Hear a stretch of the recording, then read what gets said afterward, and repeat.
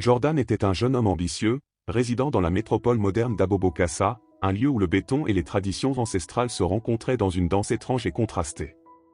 Dans cette ville dynamique, les gratte-ciel touchent le ciel tandis que les esprits de la nature, eux, semblent se cacher dans les recoins de l'histoire. En grandissant, Jordan avait toujours eu du mal à croire aux contes que lui racontait sa grand-mère. Il riait souvent quand elle évoquait les dangers des esprits des ancêtres, de la forêt sacrée et des malédictions qui pouvaient frapper ceux qui transgressaient les règles de la tradition. Lui, un jeune homme connecté à la modernité et aux technologies, se moquait de ces histoires qu'il jugeait dépassées, ridicules même. Il préférait s'entourer de chiffres, de projets d'avenir et de conversations sur la croissance de son entreprise. La sagesse populaire, selon lui, n'avait pas sa place dans un monde où les applications et l'innovation régnaient en maître. Ce soir-là, après une longue journée de travail, Jordan et ses 3 amis se retrouvèrent dans un bar en plein centre-ville, pour célébrer un contrat qu'ils venaient de décrocher. La fête battait son plein, les rires fusaient et la musique s'échappait des enceintes puissantes. L'alcool coulait à flot, les éclats de voix se mêlaient à la danse effrénée, et Jordan se sentait invincible. La soirée avançait, et l'alcool rendait ses gestes plus imprévisibles. À un moment donné, alors que la nuit s'installait et que l'air se faisait plus frais, Jordan ressentit soudainement une envie pressante. Les éclats de rire de ses amis ne firent que l'encourager dans son idée. « Attends, je vais dans cette forêt, j'en ai pour 2 secondes, annonça-t-il avec une étincelle de défi dans les yeux. Ses amis échangèrent des regards inquiets. L'un d'eux, visiblement nerveux, se tourna vers lui. « Tu es fou ? C'est la forêt de Kimbanda. Personne n'y va après le coucher du soleil. Tu as déjà entendu parler de cette malédiction ?» Mais Jordan se contenta de secouer la tête, un sourire moqueur sur les lèvres. « Des bêtises. Vous croyez vraiment à ces histoires de malédiction ? C'est juste des arbres. » Sans prêter attention aux supplications de ses amis, il s'éloigna, traversant la route et s'aventurant dans l'obscurité de la forêt qui bordait la ville.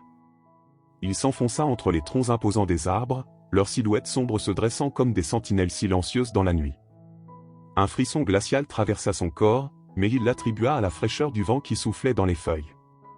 Il marcha un peu plus loin, se sentant de plus en plus seul, mais l'excitation de l'interdit renforçait son sentiment de puissance. Il trouva un coin pour faire ses besoins, et au moment de se redresser, un vent soudain souffla autour de lui, froid et inquiétant.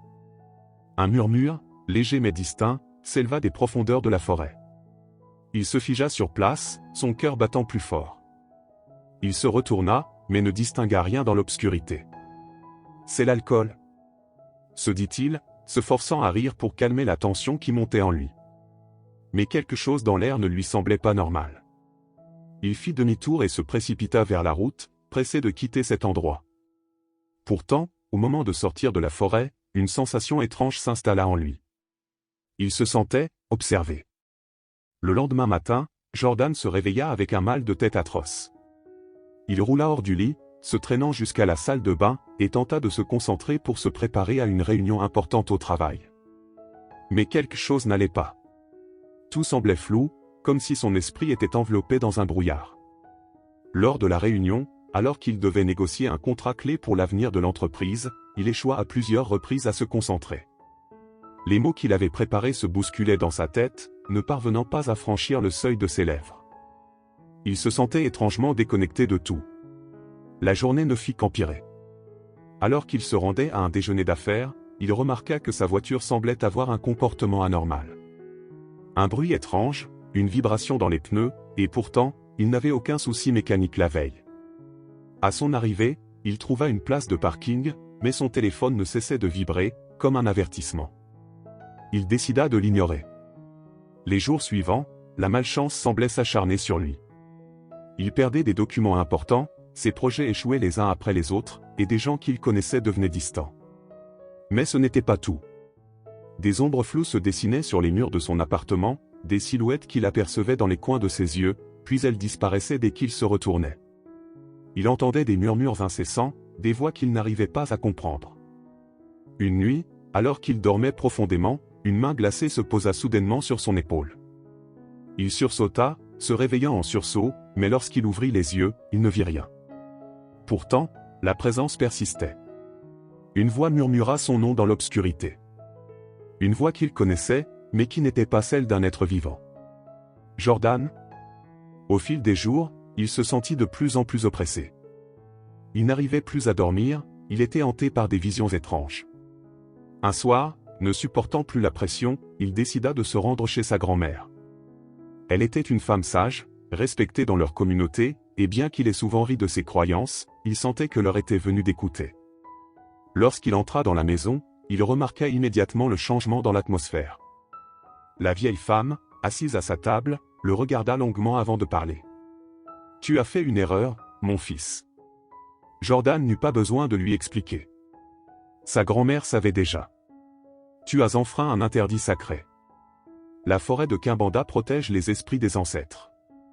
Ce que tu as fait là-bas, en souillant leur demeure, te coûtera cher si tu ne répares pas. » Jordan, choqué, balbutia. « Mais je ne croyais pas à ces histoires. Je pensais que tout cela n'était que superstition. » Elle secoua la tête avec un sourire triste. « Ce n'est pas une question de croyance, mais de respect. La malédiction qui pèse sur toi peut être levée, mais tu devras affronter tes erreurs et prouver ta sincérité. » Elle lui parla d'un guérisseur, un homme qui vivait à l'écart de la ville, dans un endroit caché et secret, loin des distractions modernes. Il était l'un des derniers détenteurs des savoirs anciens, capable d'exorciser les malédictions. Le lendemain, Jordan se rendit chez ce guérisseur.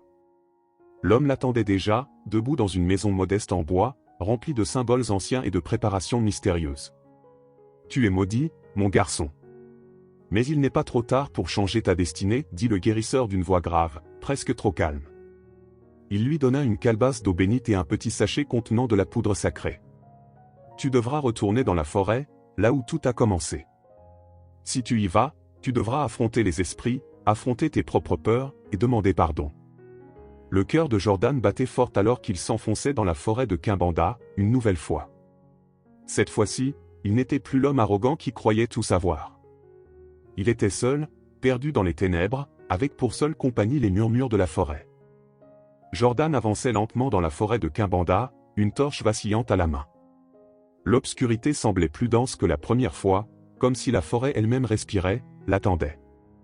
Chaque pas résonnait dans le silence épais, et les ombres dansaient autour de lui, se fondant dans le mouvement des branches. Il sentait la présence des esprits avant même qu'ils ne se manifestent. Des souffles froids caressaient sa nuque, des chuchotements indistincts flottaient dans l'air. Son cœur battait à une vitesse folle, mais il devait continuer. Arrivé à l'endroit exact où il avait profané la terre sacrée, il s'agenouilla et sortit la calebasse d'eau bénite et la poudre sacrée. Il ferma les yeux, prit une profonde inspiration et murmura. « Je suis venu demander pardon. » Sa voix tremblait. Il versa l'eau bénite sur la terre souillée, puis répandit la poudre en cercle autour de lui, comme le guérisseur lui avait indiqué.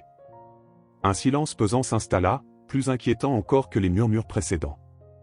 Soudain, un cri strident déchira la nuit. Un cri inhumain, empli de colère et de douleur. Jordan sentit un vent violent se lever autour de lui, faisant vaciller sa torche.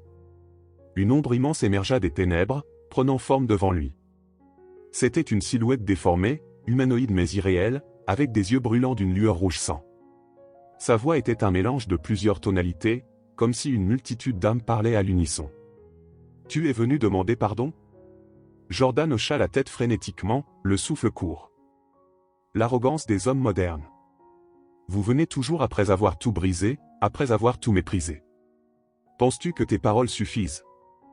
Il tenta de répondre, mais sa gorge était sèche, paralysée par la peur. Tu as souillé un lieu sacré. Tu as ignoré les avertissements. Penses-tu que l'eau bénite et la poudre suffiront à laver ton offense? Jordan ouvrit la bouche, cherchant ses mots. Je ne savais pas. Un rire glacial résonna. Ne savais pas? L'ombre se rapprocha, et Jordan sentit son corps se glacer. L'ignorance n'est pas une excuse. Tu as été averti, tu as choisi d'ignorer. Jordan se recroquevilla, les larmes aux yeux. Que dois-je faire? L'ombre sembla hésiter un instant, puis répondit d'une voix sinistre. Il faut un échange. Jordan sentit son estomac se nouer. Un échange? Le pardon a un prix. Tu as volé quelque chose aux esprits cette nuit-là. Maintenant, ils réclament quelque chose en retour. Un vent glacé l'enveloppa.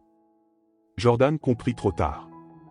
Il tenta de se lever, de courir, mais son corps était figé. Une force invisible le maintenait au sol. Non. Attendez. Je suis désolé. Pitié. Les ténèbres l'engloutirent. Une douleur insoutenable le traversa, comme si son âme elle-même était arrachée de son corps. Il hurla, mais aucun son ne sortit de sa bouche. Puis, tout devint silencieux. Le lendemain matin, les villageois retrouvèrent le corps de Jordan au bord de la forêt. Ses yeux étaient grands ouverts, figés dans une expression de terreur absolue. Son visage était tordu comme s'il avait vu l'indicible. Mais ce qui glaça d'effroi ceux qui le découvrirent, c'était son état, son corps était intact, sans la moindre blessure, mais son âme avait disparu.